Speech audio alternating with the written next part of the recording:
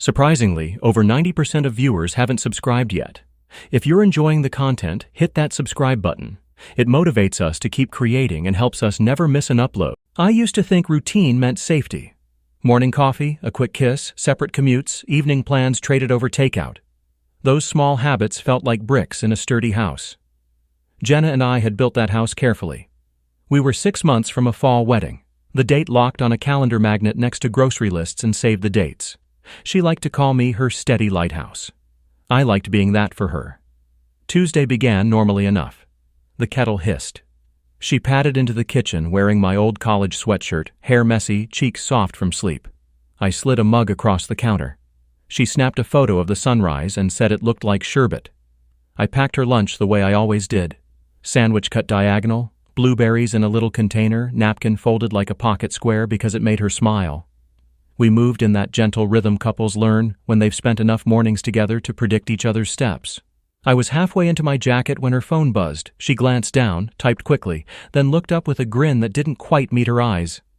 "Big day," she said. "Back-to-back meetings. If I don't answer, just assume I'm buried." A minute later, my phone buzzed with her follow-up. "Can't talk right now, stuck in meetings all day." I thumbed back. "No problem. Crush it." Then I left, thinking about an afternoon deadline and whether my boss would sign off on the new campaign. Work was a blur until noon. I ate at my desk, earbuds in, email avalanche under control for once. Around 1, my phone rang. Unknown number. I let it go to voicemail, then saw the transcript pop up. "Hi, this is Dana from Crawford Systems, Jenna's manager. Could you have Jenna call me? She called in sick this morning, but I just wanted to check on her." I stared at the screen long enough for the edges to blur. Called in sick. My mind built a little stack. Her text about meetings, the robe, the quick smile, the half-second pause before she mentioned a big day. I pressed call back. Dana's voice was polite, efficient. "Not to alarm you," she said. "We just need to confirm her PTO since she called in sick. Everything okay at home?" I said I'd check on Jenna, kept my tone even, thanked her, hung up. Shock isn't loud. It's a hum behind the ribs, a slowing of the world. I tried logic first. Maybe she'd panicked, taken a mental health day, felt embarrassed to tell me. Maybe meetings was a shorthand for not wanting to talk. I didn't want to leap to a dark conclusion. Still, a quiet alarm rang somewhere inside. I pinged our Ring camera history. It loaded a clip from 8:23 a.m. The thumbnail alone felt like someone pressing a cold coin into my palm. I tapped play. Jenna stepped out the front door wearing the navy dress she saves for client dinners, not sick day sweats. She looked beautiful, polished, determined. A man I didn't recognize stood on the walkway, hands in his jacket pockets, clean shave, neat haircut, the kind of smile that tries to look harmless. She glanced back at the door as if listening for a voice inside, then walked toward him. He leaned in, said something I couldn't hear, and they left the frame together. I rewound. I watched again. She didn't look rushed. She didn't look unwell. She looked like someone who had made a plan. A coworker tapped my shoulder, asked if I wanted coffee. I heard myself say no thanks while sitting very still. I watched the clip a third time, not to torture myself but to retrieve everything it contained. Her bag, his car key fob, the way she clasped his forearm like they'd rehearsed this greeting before. The edges of my vision sharpened. Reality had entered the room, uninvited. People talk about explosions. This felt more like a slow pull of a thread from a sweater you've loved. Tiny, steady, unforgiving. I forwarded the clip to my email, then to a hidden folder I use for receipts and warranties, as if careful file management could anchor the moment. I set my phone face down and stared at the desk. The campaign notes in front of me might as well have been in another language. It took 10 minutes to realize I was breathing too shallowly. Mark, the friend who shares lunch runs and baseball jokes, noticed something had shifted. "You look pale, man," he said. "You okay?" I told him I felt off and left early with a mumbled excuse about a home repair. In the car, I turned off the radio. The drive home took 12 minutes. It felt like one long sentence that never found its period. At a red light, I tried calling Jenna. It went to voicemail immediately. I hung up before the beep. I tried again. Same result. On the third attempt, I left a short message. "Call me." I didn't trust myself to add more. Inside the house, the morning looked staged. The cup she'd used sat on the counter ringed with coffee. A pale smear of lip balm marked the rim. The dish towel I'd tossed aside that morning hung over the oven handle exactly where I'd left it. Nothing was wrong here, and everything was wrong here. I sat at the table and let my mind assemble a timeline. She had told her work she was sick. She had told me she would be busy. She had left with him. It was so painfully simple that it felt insulting. Betrayal wasn't a puzzle, it was a door closing softly behind me. Anger came like weather rolling in. First a breeze, then a gust. I walked through rooms once, twice, getting used to the idea that our rooms were now just mine. I pulled out a legal pad, the one we use for grocery lists and budget math, and wrote down questions. Where did they go? How long had this been happening? Why risk everything for this Tuesday? The pen pressed through the paper. I didn't want to stage a scene. I didn't want shouting. I wanted the truth to stand without decoration. That's when a thought arrived with perfect clarity. The family dinner. Her parents had invited us weeks earlier. Roast chicken, her dad's famous potatoes, her mom's stories about the neighbor's dog, nothing dramatic.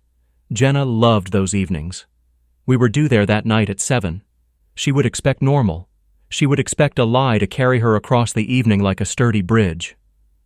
I decided the bridge wouldn't hold. I'm not proud of the satisfaction that flickered inside me at that plan, but I won't pretend it didn't exist. It wasn't about humiliation. It was about accountability in a room where everyone loves her enough to want better for her than this. It was also the one place I could ensure she wouldn't spin a new story to me alone and leave me doubting my own eyes. I texted her, "See you at dinner." No emoji, no flourish. She responded an hour later, "Running late. Meetings." I stared at the word and felt strangely calm. I replied, "Drive safe." Then I saved the ring clip to a flash drive and to my phone again, in case one failed. I charged the device. I printed a still frame and tucked it in a folder. My hands shook only once, when I labeled the folder with our last name. I scratched it out and wrote only the date. At 5, I showered, shaved, and ironed a shirt I wear for interviews. I wasn't trying to look intimidating. I was trying to look awake. I brewed a pot of coffee even though I didn't need it, poured a cup and stood at the window while the sky softened toward evening. I thought about our first date. She'd ordered fries and argued that ranch was underrated. I thought about the day we got engaged at a park she had loved since childhood, the way her hands trembled when she said yes. I also thought about this morning's video and how commitment doesn't evaporate in a day. It corrodes gradually in the dark. At 6:30, she still hadn't come home to change. I sent one more message. "I'll meet you there." She replied with a heart, like this was any other weeknight. I stared at that tiny red shape longer than I should have. How easily symbols can lie. Her parents live 15 minutes away in a neighborhood where porches hold seasonal flags and kids leave chalk drawings on sidewalks. I parked across the street and watched as she pulled up 2 minutes later. She stepped out in the same navy dress, hair smoothed, smile bright enough for a magazine cover. She saw me, waved, walked over, kissed my cheek, and said, "You look nice." I said thank you. I did not kiss her back. A shadow crossed her expression, the briefest flicker. Then the front door opened and her mom's voice floated out, warm as always. "You two made it." I carried the small gift I'd picked up on the way over, flowers because her mother loves a vase on the table, and we stepped into a hallway filled with familiar family photos. Jenna chatted about traffic. I kept my replies short but kind, leaning on manners like a cane. Her dad clapped me on the shoulder and led us to the dining room. The table looked like a magazine spread. Candles, polished silver, everything in its place. We exchanged the usual catch-up. Work, weather, a new recipe someone wanted to try. Jenna spoke breezily about a busy day, hit every detail that would sell the fiction. If she noticed how little I added, she hid it behind a sip of water and a practiced smile. After we sat, her mom said grace. I bowed my head, eyes open.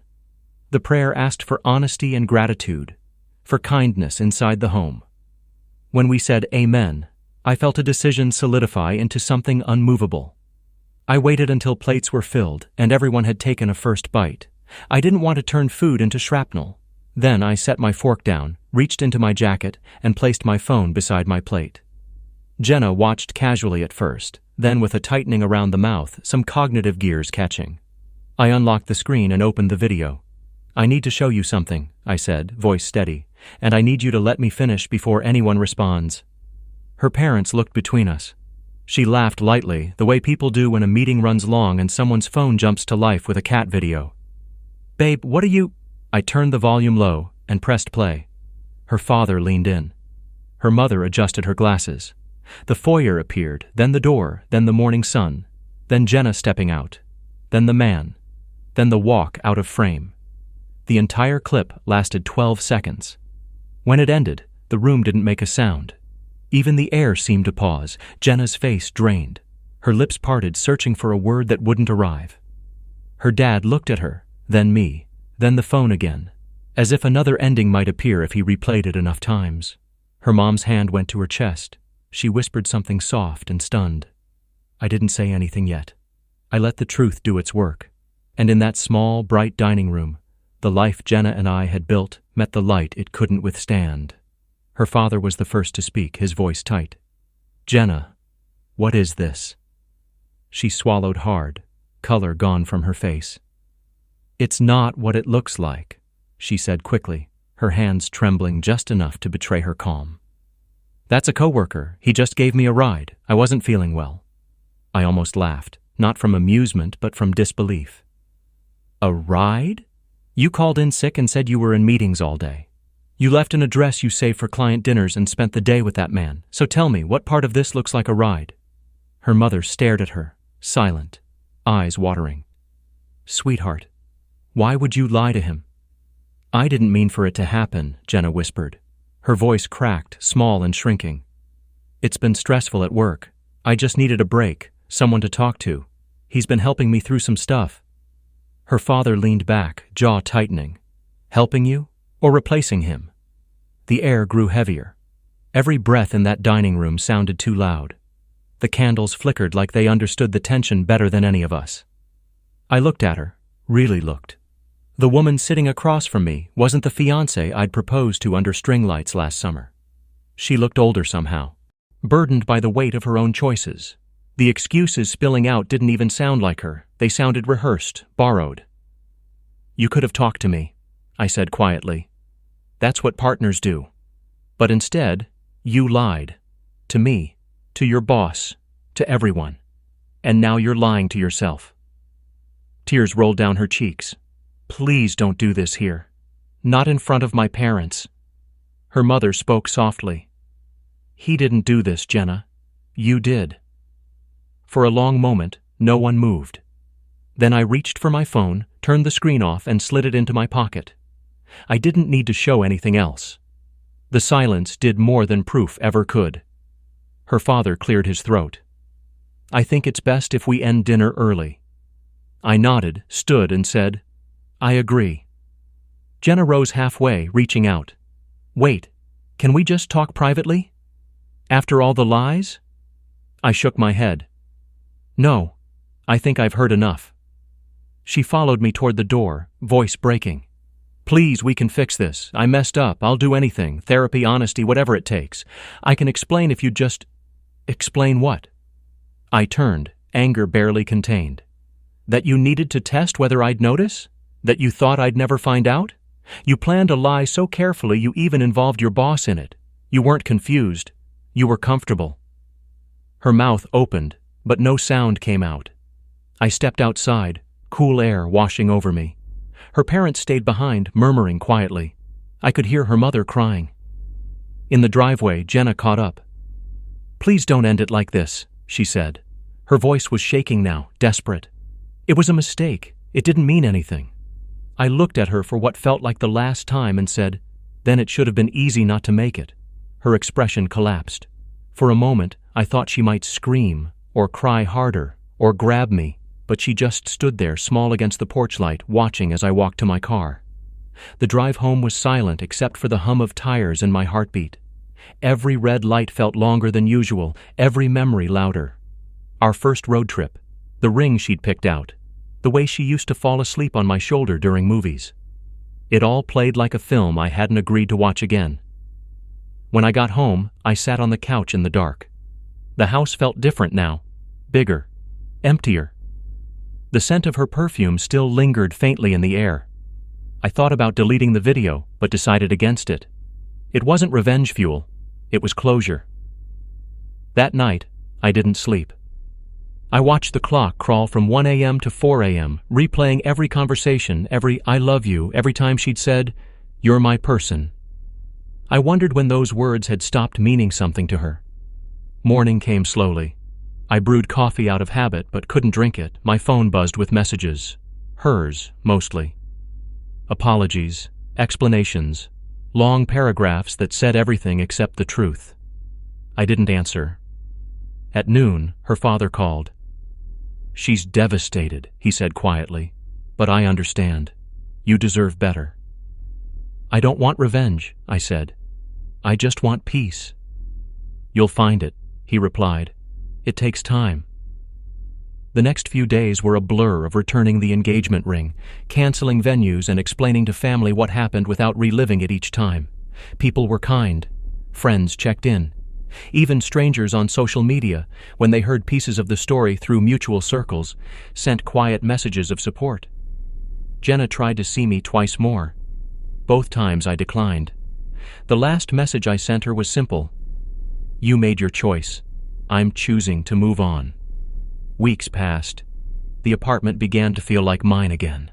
I boxed up her things, dropped them off at her parents' house, and drove away without looking back. I didn't need to see her reaction.